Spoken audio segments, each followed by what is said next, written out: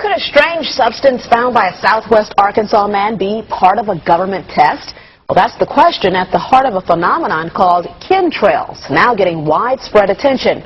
Well, tonight, KSLA News 12 investigation reporter Jeff Farrell shows us the results of testing we had done about what's in our skies.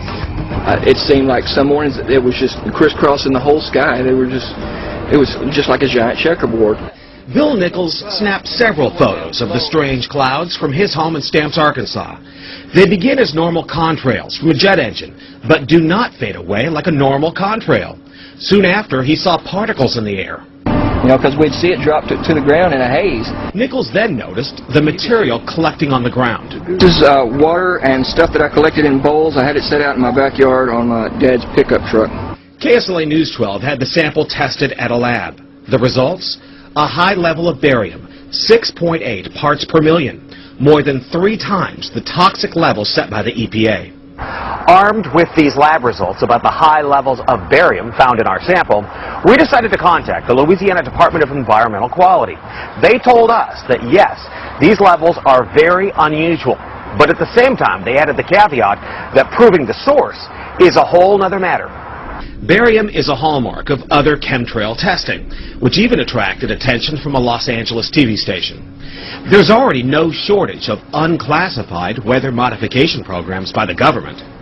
But those who fear chemtrails could be secret biological or chemical testing on the public point to the 1977 Senate hearings in particular, which confirmed 239 populated areas had been contaminated with biological agents between 1949 and 1969. Later, the 1994 Rockefeller Report concluded hundreds of thousands of military personnel were also subjected to secret biological experiments over the last 60 years.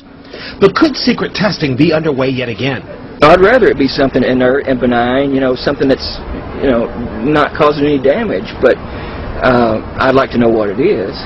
KSLA News 12 discovered chemtrails are even mentioned by name in the initial draft of House Bill 2977 back in 2001 under the Space Preservation Act.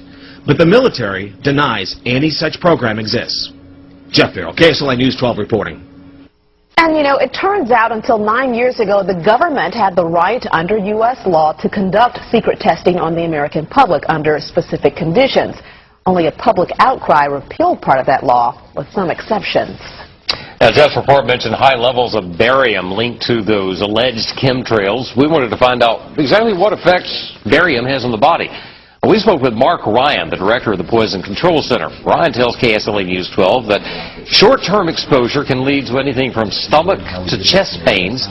Long-term exposure causes blood pressure problems.